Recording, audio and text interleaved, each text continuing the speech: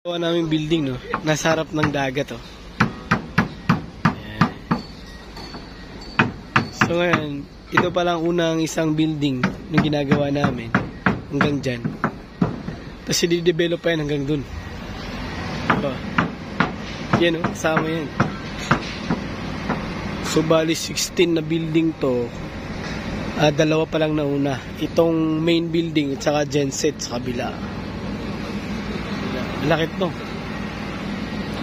Tas harap niya dagat, no? Yun, no? Dagat yan, guys. Diba? Sige, tour ko kayo dun sa dagat.